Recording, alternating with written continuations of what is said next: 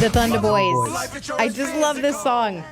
With Floyd's dancing numbers, his works on the poles and then all the different gymnastic skills and now this rap song, I'm just waiting for the Broadway play, the soundtrack of this entire season because they're just dropping hits after hits. Pure joy, Weather Boy. Here we go. All right. Well, welcome everybody. This is DTF St. Louis, the unofficial after show.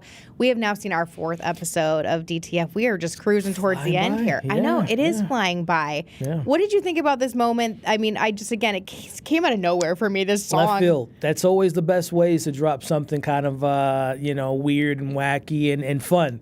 This is just a continuation, just the bond that these two have, their brotherhood, their friendship.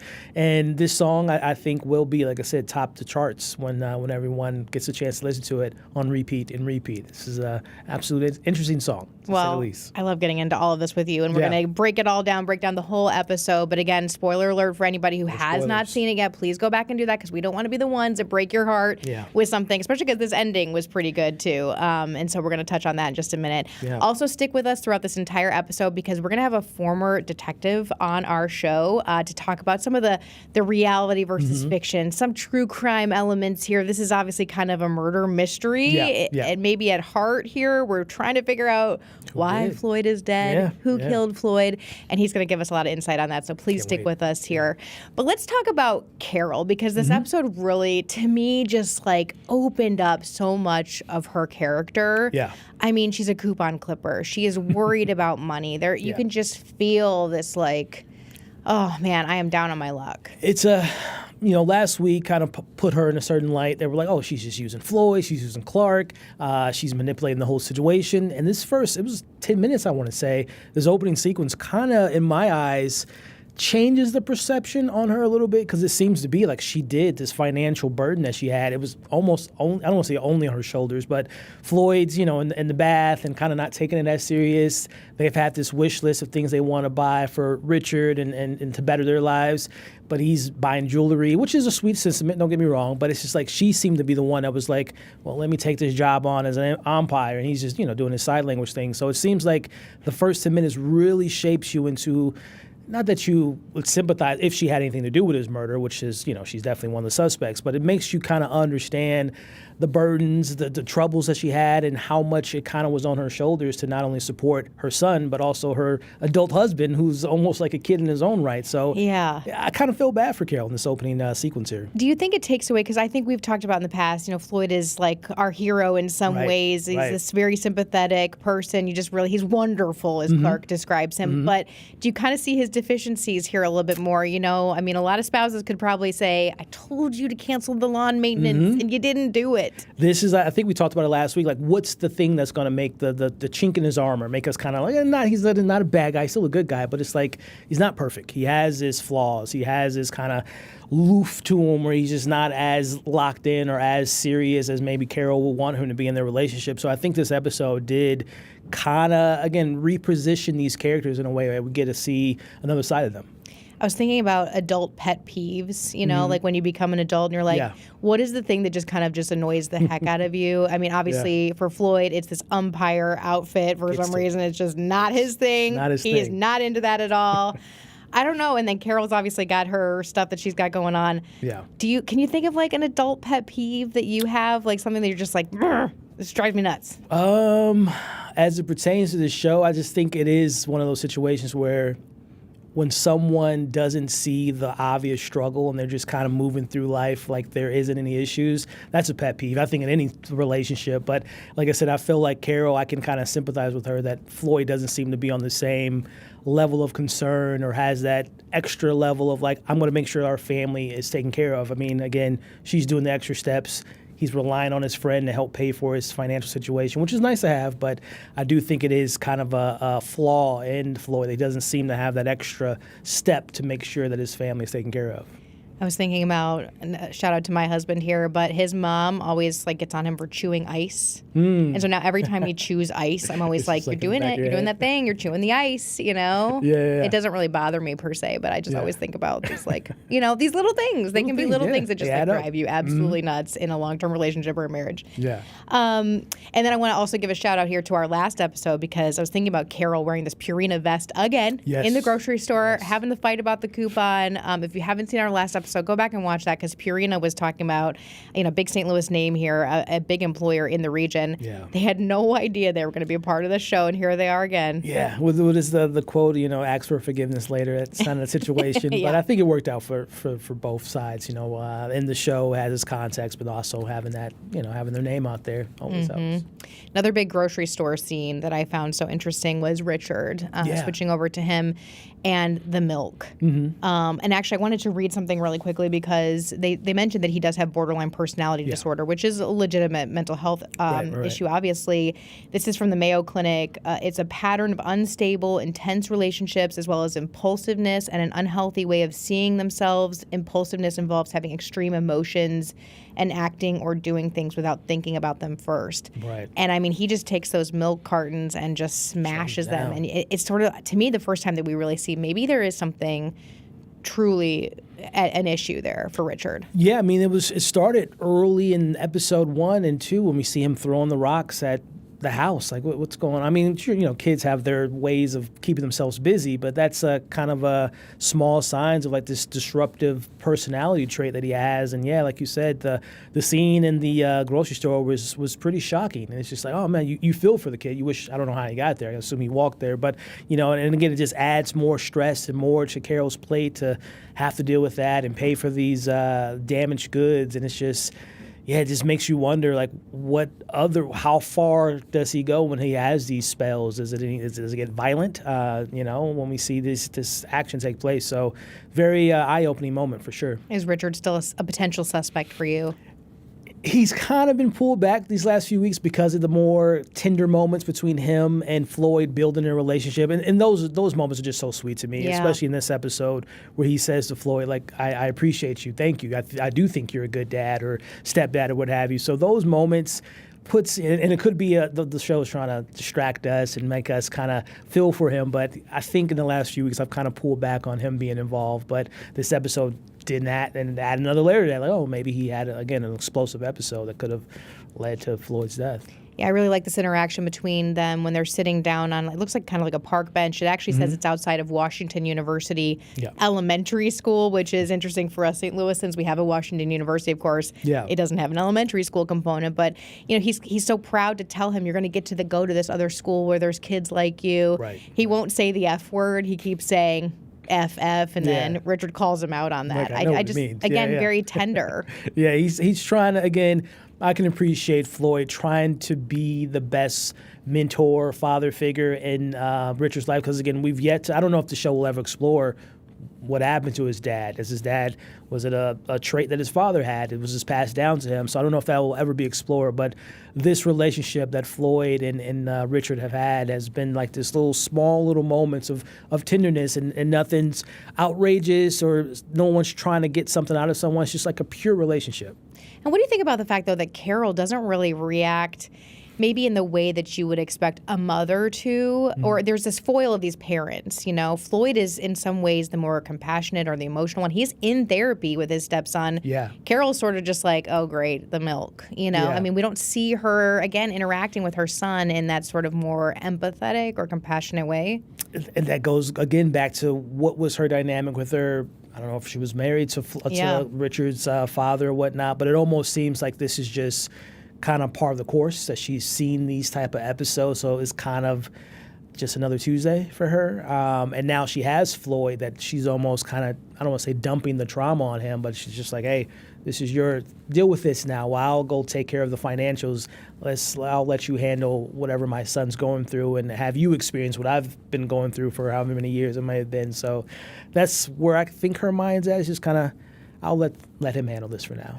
So the Clark and Floyd bromance just keeps blooming. Yeah. It's blooming. And it's actually, it hit the wine trail. Oh, yeah. And I loved this because we do, so to kind of back up for people who are watching the show not from the St. Louis area, we do have a wine trail area called the Katy Trail. People will get on their bikes. They'll go to some vineyards, nothing like Napa Valley or anything like that. But we have some great wineries in the region.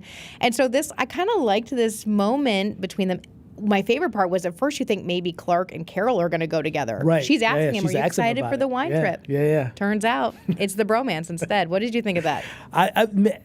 Their relationship is so fascinating to me because it is two guys coming together, middle age, have their problems, but when they're together, it's just like they're teenagers again, and they can kind of go back to going to working out and talking about, maybe some, the DTF app and have that kind of personality trait of feeling young again. There's a youthful joy to their energy, but it was also kind of romantic in a way, especially when they're talking about having their wine and eating dinner, and it was just very intimate.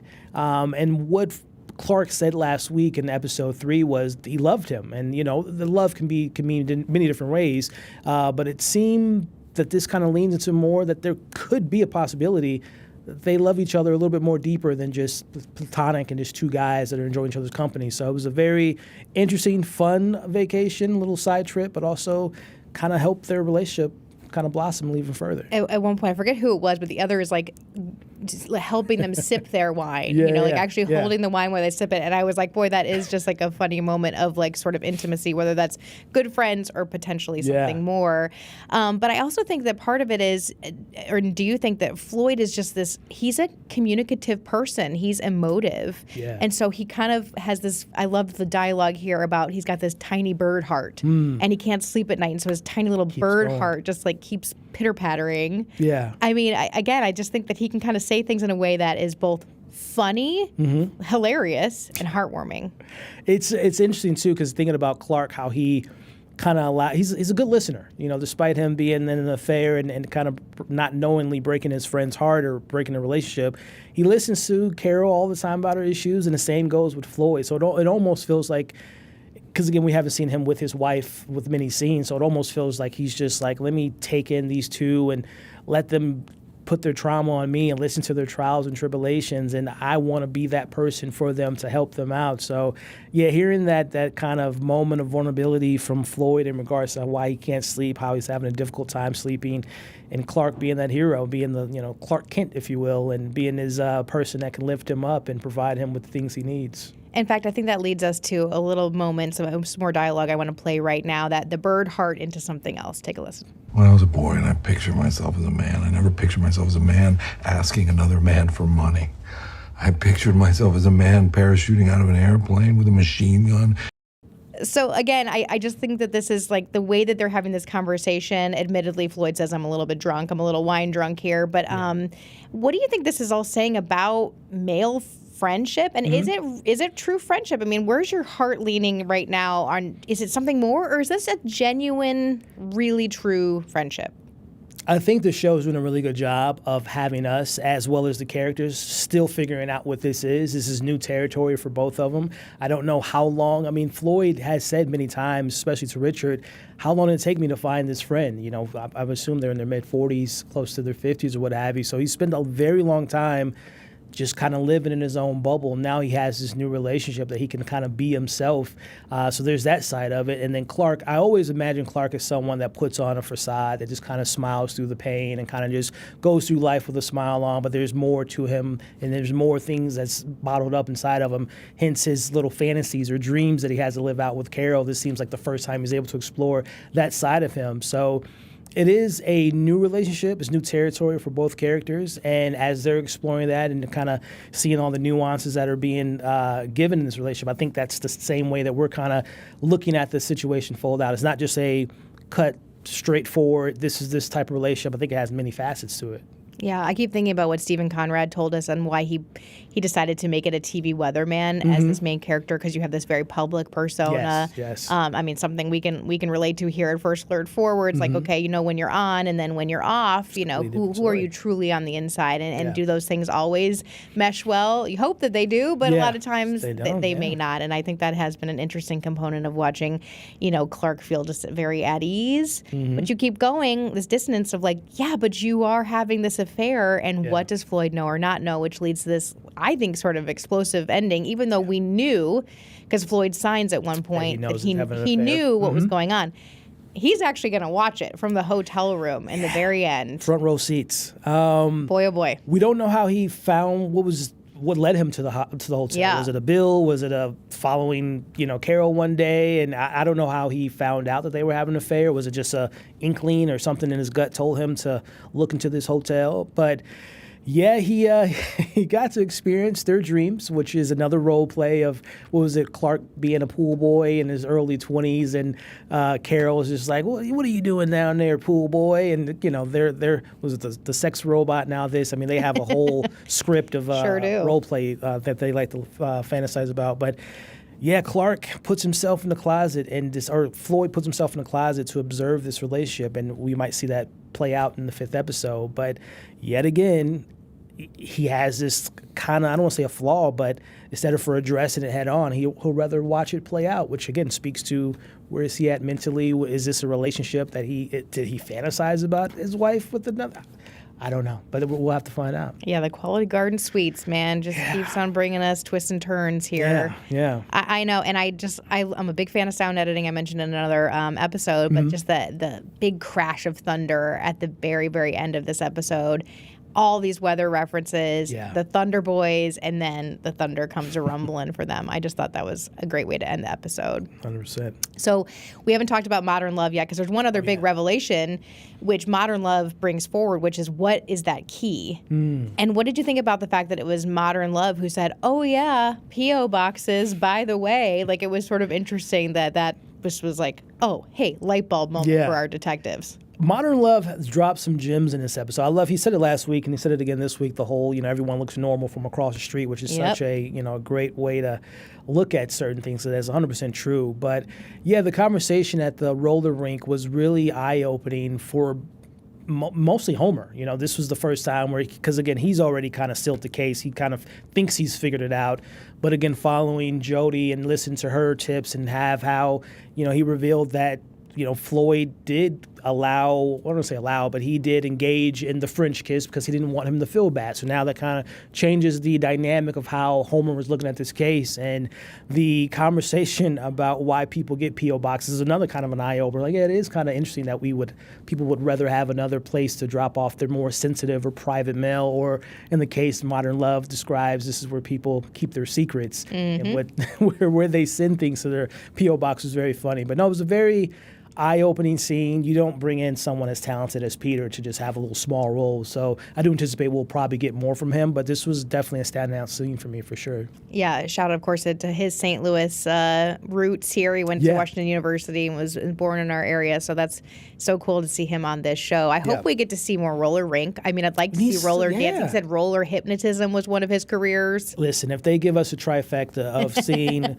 Floyd with the dance moves and the rapping and now on the roller rink, I mean, come on, the guy can do no wrong. That would be absolutely perfect. Okay, so there is something, though, a connection that I had not picked up on, but our detective, our next guest that's going to be coming on, I know he wants to talk a little bit about Modern Love, as well as kind of break down what is real, what's not real in this show, what's realistic. Yeah. We're going to have him coming up right after the break. All right, we have a real treat for us today. Tom Sawyer is joining us. He is a former detective for the St. Louis Police Department. Many, many years. Quite a few years. I don't want to say many. 21 years. That's a pretty good run that you had there. Pretty good. I just want to give you, of course, a little bit of a little rib The whole here. Tom Sawyer thing? The whole Tom Sawyer thing. Do you get that a lot? A lot. We're in Missouri, okay? I was getting over all of it with the Becky Thatcher and the Huck Finn, and then Rush came out with the song, and it all started again with the Modern Day Warrior. Yeah. Your parents didn't think about that? They were just like, I'm like the fourth or fifth Tom Sawyer in the family. So. Are you related to the OG? No. I've been asked that before. and when I was out on the street, and I'd say my name was Tom Sawyer, they'd find out my name was Tom Sawyer. So several people call me Huck and different names like that. So. Well, you were also a bad A. Can't say the word here on our show. Again, the F stands for facts. Okay, we can't curse on this show. Understood. We'll bleep you out. But good luck with me. But we'll see how we do. But I'm pretty sure I can make it through in 10, 15 minutes. Well, and thanks again. I mean, you have been on the streets of St. Louis. You worked these streets, all right? So what do you think about this show? First and foremost, your big picture, what do you make of this show? I actually enjoy it. I'm really enjoying it. I'm not a big TV watcher, and one of the reasons I did watch is because of the name, which was fascinating, where it's in our city. Right. So if it was called DTF Baltimore, I don't know if I would have tuned in. But, yeah. And then you look for the clues of stuff being in the city, but they're not leaving a whole lot of stuff behind to let us talk about, in St. Louis. And I guess it's done for lawyers and whatnot. That is so that people. But they did put the Purina in there. They did. So are you in the camp of it's bothering you that there's not more St. Louis references, or it's inauthentic, or you're kind of like whatever? I'm over it now. Mm-hmm. At the beginning, I was thinking but the show's so good that now it's just got me, wrapped into the whole. I'm not even watching for St. Louis stuff. Okay, I kind of teased this from the beginning. Okay, so who do you think done it? Who done it? So there's a couple theories that I've come up with. Is Emmy is always going to be there for some reason. She's just lingering in the back. Nobody's really seen her yet.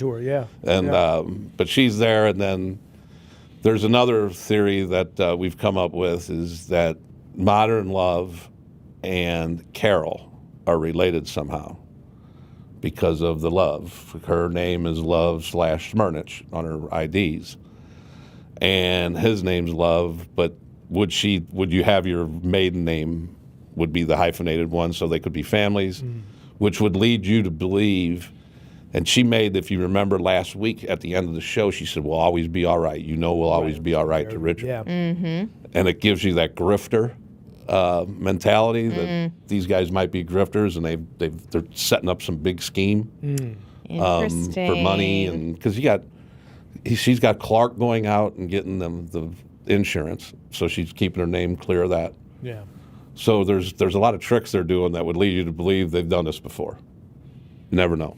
That was kind of mind-blowing to me, I have to be honest, because they have made a big deal about, she says to the detective, it's Love-Smyrnich, and then he calls her at one point, Carol Love, Yeah. And obviously you're just thinking Modern Love is just, what you would use as a profile name. I never put two and two together. Well, like that, and then if you go back to when Modern Love and Floyd met and then they started talking about Richard, or Floyd started talking about Richard, and Modern Love started smiling. So he got a kick out of that. It got him a little bit more interested in the conversation when he talked about Richard. So he could potentially be Richard's dad, uncle, somebody. Something. I just think there's something there, and they do a great job of keeping us thinking of all kinds of different. I mean, you've heard people say it's this person, it's that person. Little Richard there, he was a little. There it is. Ding, ding, ding. We got our first There we go. But Little Richard, he was acting up there the first couple shows. But like you guys talked about, is that it's neat to see him in a different personality. He went from suspect to pretty good kid right now. Yeah, I'm still pulling for Richard. I really am, because I'm like, I don't want him to be, too just seeing troubled. him smile in episode 3. Yeah. It was kind of cool, because throwing rocks at houses got everybody mad at him. A little disturbed, but now, he's just a kid that's just struggling through life like we all are at that age. A part of me is still hoping that Floyd's still alive. Because I'm kind of like, I don't want this kid to be hurt by his stepdad being dead. Just how this is going to play out is going to be interesting. These last 3 episodes, I think there's going to be a lot of directions it'll go, and I think it's going to go with a lot of interviews of the police. Are going to start interviewing different people, and then they're going to start flashing back. And those flashbacks are going to be pretty wild. Yeah, so obviously we want to get your thoughts on all things police. These 2 detectives, I mean, they seem like, would you say you've met detectives like that in your career? Yeah, the old crust. You got the crusty veteran, and then you've got the young, different kind of thinker that thinks outside the box a little bit. And old crusty veterans don't think outside the box that often. And when they get their tongue, and this happens in a lot of cases, though, is that sometimes the facts are all right in front of you. And it's really hard to look in a different direction because you're thinking, we got this guy. It's right there. We got him. and then when she comes back on several different occasions and said, you might have it wrong, you might think about this, or you might think about that. As an older detective, you're like, what are you signing up for? We got this. Right. So that dichotomy is very good. And then the other thing I found is that, you had the small town and a big town detective. Mm-hmm. And that's not so much a friction but it's more of a friction when in bigger cities with federal and local. You can get that friction of who's going to take a case and who's going to. But they seem to be working on their own now, which is, obviously that's usually you'll have a big group of people talking about cases, lead detectives. Are they always talking about it in bars? Those two always seem to be in a bar. Bars tend to get a lot of cases solved, or there's a lot of theories being thrown around at bars, so that's realistic. But would it be usual that you'd have this like smaller town detective working with the bigger jurisdiction detective? They'd be working side by side like that? Yes. So similar in St. Louis would be like the major case squad getting called out. Mm-hmm. To where the major case squad will get called out to help with all the resources they can provide. And the experienced detectives and the smaller municipalities might have a younger detective, but they're not going to alienate that detective. They're going to keep him involved in the case. Now, how involved, it depends on the intricacies of the case and what exactly needs to be done.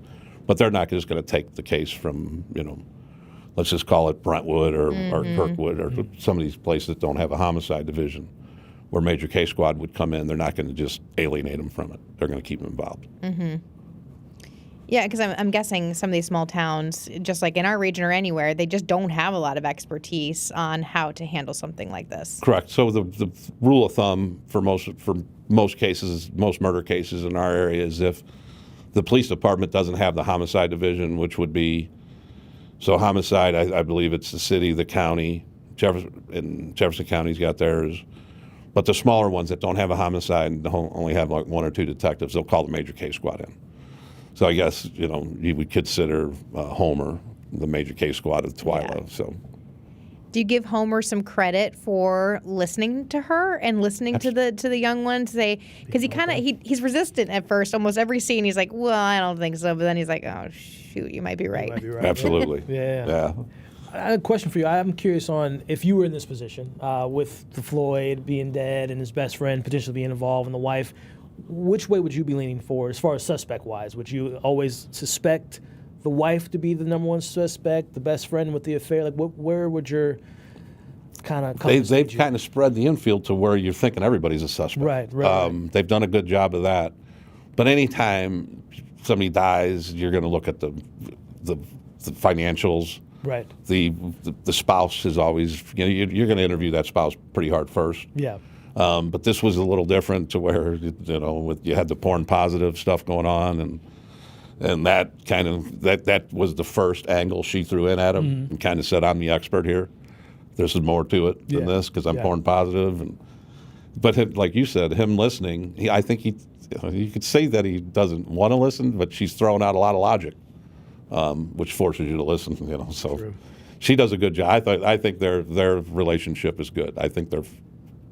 I like it. Spin-off show, anyone? I mean, come on, there's got to be other murders that happen at some point in Twyla. I was hoping we could carry this on.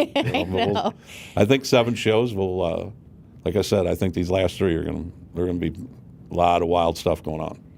I keep laughing about this police station. What in the other planet police station? I mean, have you ever seen a police station that's all concrete and just like, what are they doing there? It's got to be for the cinematic view, right? But unless, like I told you guys before the show, I've never interviewed anybody in a dark room with one light in it. Mm-hmm.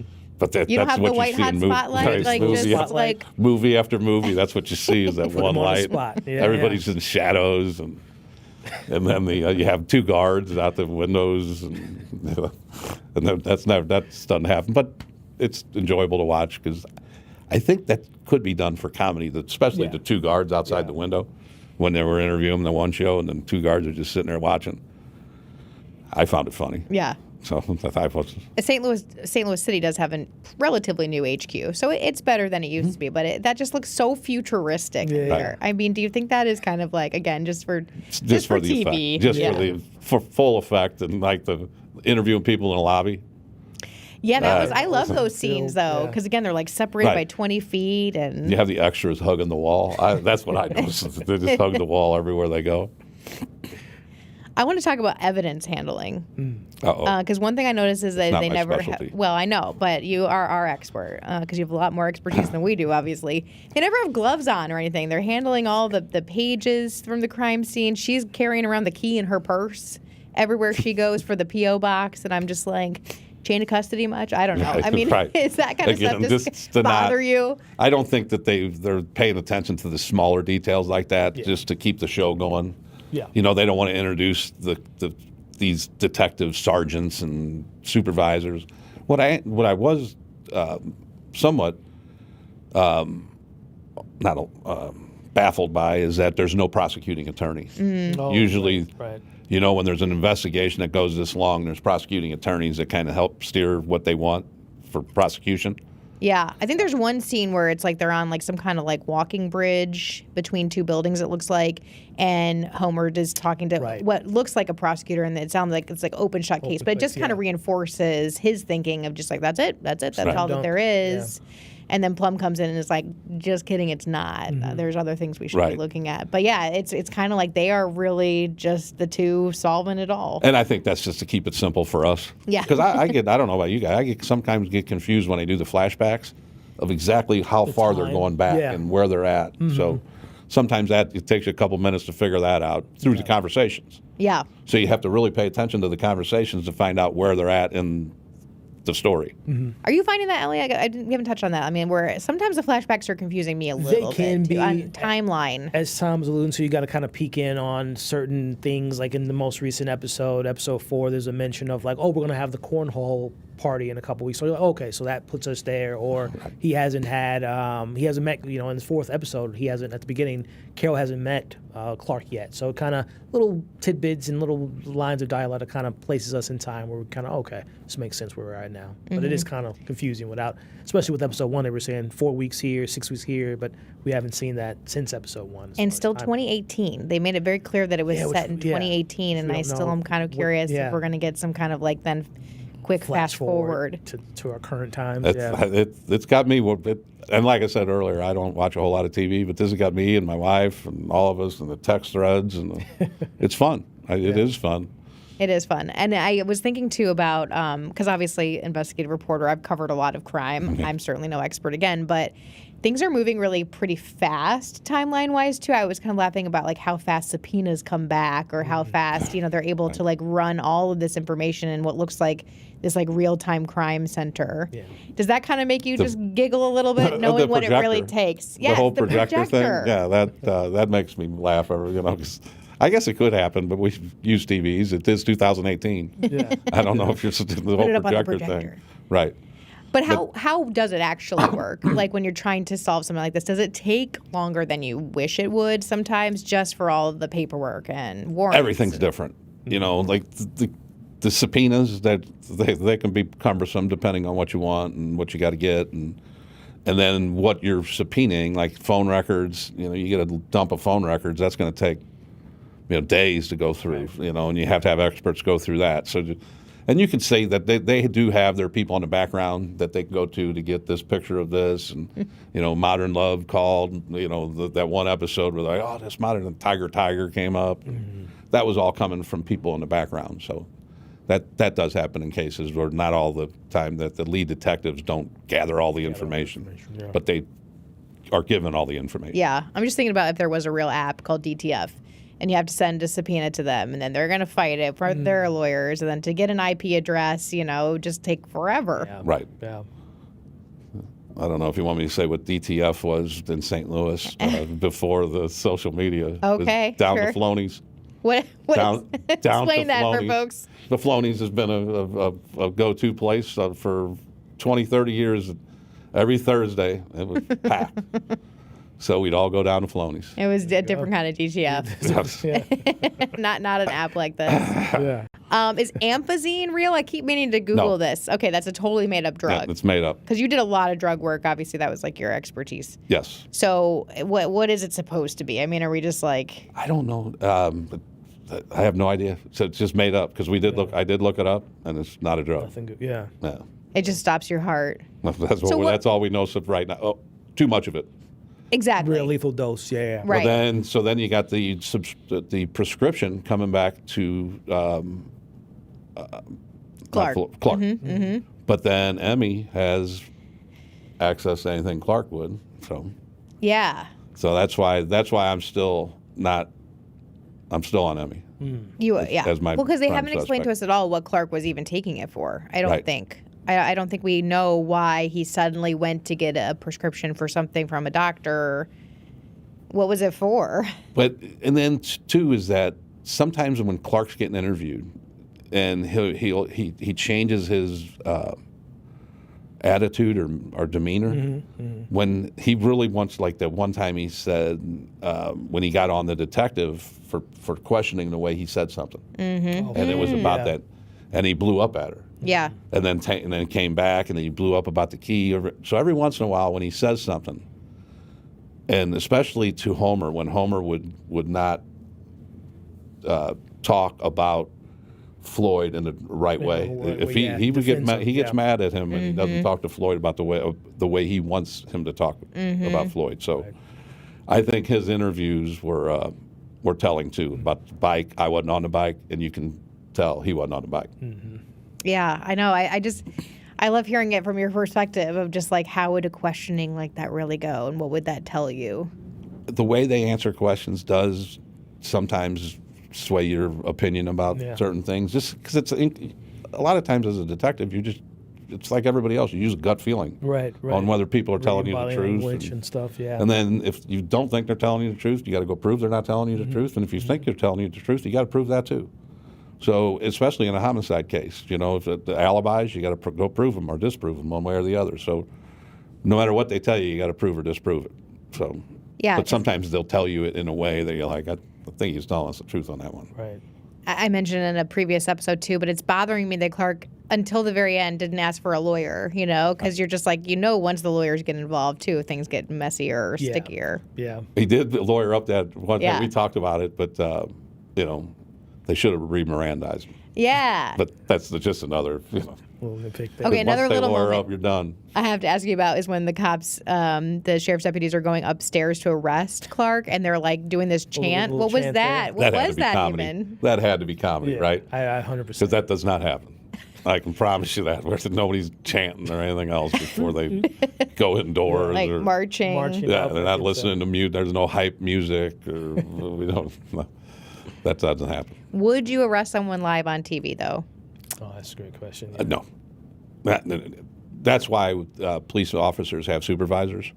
Is because there's probably police officers that would do it. Because they would say, I don't like this dude. We're going to lock him up right on. We're going to prove a point. And then you tell that to your supervisor, and they're like, no, you're not. That's not what you're going to do. Right. You're just going to wait till he gets off the air, wait till he gets off. We'll have our lawyers call his lawyers. We'll work it with, let's just say that we. Please not at Channel 4 in St. Louis, okay? I'm glad it's Channel 10 in this show. Right. Right.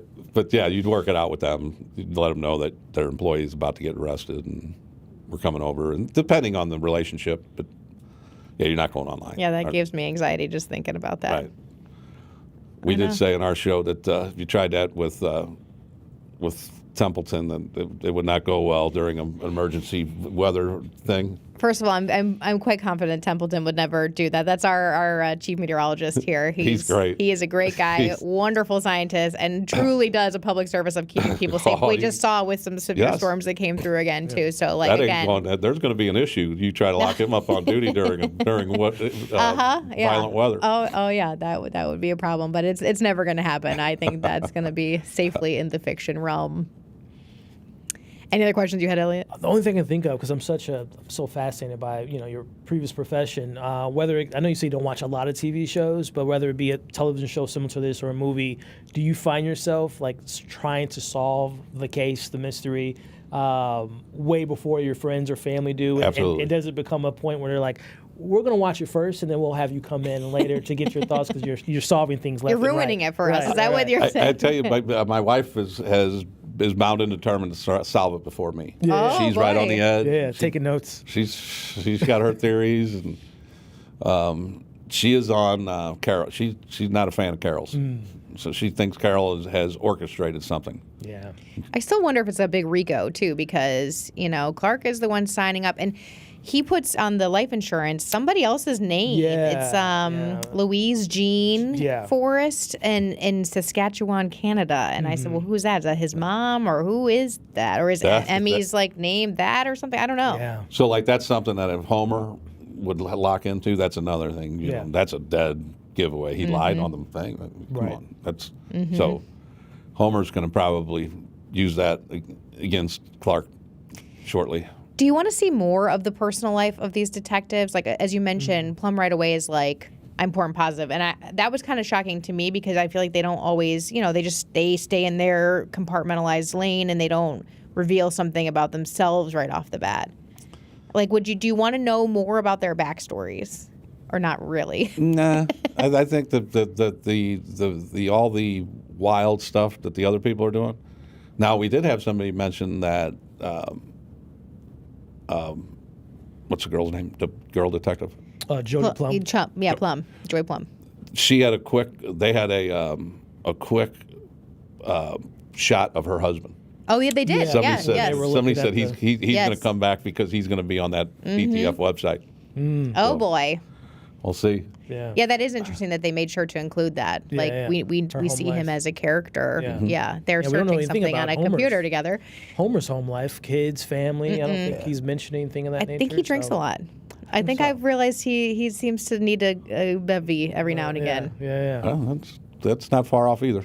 I'm not saying everybody, but there are some that have enjoyed their beverages over the years, along with solving cases. Go hand in hand and go solve a case. Go have a little beverage or go have some beverages and talk about a case. Right. It's done a lot. Well, you've mentioned a couple comments that you've gotten. So tell us about your podcast, because this is a really cool podcast that has been growing a lot lately. Tell us about it. It's the brighter side. It's called The Brighter Side of Blue, and we started it in a little over 2 years ago. And we talk about a lot of the crimes that have happened in St. Louis that have kind of shaped our community, some of the bigger crimes. But the main reason we did it is to show people the other side of police officers. That, and we have it. We tape live in the basement of a bar. We have fun, just like we were talking here, and we have a lot of fun showing people the other side. We memorialize some of the heroes that have gone through and paid the ultimate sacrifice. We talk about fun stories. We talk about bank robberies, all the good stuff. And we have a lot of fun, and then we put out a short on DTF a while back when we heard about it, and it wasn't the day. It was the day of that you called me and said, "Hey, we want to come on this DTF." We were going to do one anyway, so it's neat. So we do a breakdown just like these guys do, and we have fun with it, and then once this is over, we'll go back to our just regular old podcast. And we have a lot of fun. And retired Major Danny Howard does it with me. A current Lieutenant, J.J. Joyner, who's with Mobile Reserve, is a guest or is a host. And then our producer is a retired Sergeant John Frank. So we have a lot of fun. I guess to that question, I mean, do you feel like when there's portrayals in the media, in entertainment of police, like traditionally have police spoken for themselves and let them, say this is what we want to talk about? Do you think portrayals like this help or hurt the profession sometimes? I think it helps. Good. I think this type of media and this with podcasts is used to our advantage and show people a different side to us. Right. And that's what we really wanted to do. That was our main thing. And I don't know if that answered your question, but that's just one of the things that we really, really enjoy is laughing and telling stories. And we can tell some very, very dark stories, but still have some sense of humor at the end and get through it with some laughs. And that really means a lot to us. All right, so as we head into episode 5 of DTF St. Louis, any thoughts? Anything you guys are going to be watching for? I just want to be right. I want it to be Emmy, because I can't have my wife beating me out on the who it is. Yeah. But I don't think we're going to find out until the final episode. Yeah. I think going into that last episode, we're going to have a lot of suspects still. I'm in the camp of, and I watch a lot of murder mysteries, and certainly on HBO they have some of the Mare of Easttowns of the world and True Detectives of the world. I feel like sometimes they tend to go the route where they'll give you the answer of the murder mystery, but it's mostly about like the characters, who they are. So I hope, give or take, depending on the execution, that I hope that the payoff is there. That I hope that we get a thrilling and a fun. Putting a lot of pressure on themselves. They do. That's what I'm saying. When you have it's not the core of the show, but it is the hook. It's like what happened to Floyd. So I just hope they stick the landing, and the reveal is worth the I didn't watch The Sopranos, but everybody that watched The Sopranos thought it was a horrible ending. Yeah. And that's what you don't want. That's what I don't want here. Yeah. Right. That horrible ending where you're like, come on. Yeah. Like, there wasn't the payoff. Right. Yeah. I'm still hopeful we're going to get it, too. I think we are. These guys are good. Yeah. Whoever, you had that writer on, the producer, he's good. Yeah. Yeah, check out that episode if you guys haven't seen that one from Stephen Conrad. Yeah, he's a very interesting dude to talk to. So thank you so much for joining us on this. Appreciate it. We really appreciate it. Again, The Brighter Side of Blue is where you can find Tom. His stuff, Elliot, where can folks find you? On YouTube, talking about the latest movies and shows. TikTok, sharing some thoughts about, casting, trailers, or what have you. And, of course, Instagram and X and Letterboxd and all that fun stuff. Yep, and definitely leave us comments, too, wherever you're finding these podcasts, because we want to hear from you. You can always email us to dtfstl@firstalertforward.com. Give us your thoughts, because we want to share. We want to get all that conversation happening as we have just a few episodes left. Not many, really. So, but we'll be here till the very end. DTF St. Louis, the unofficial after show.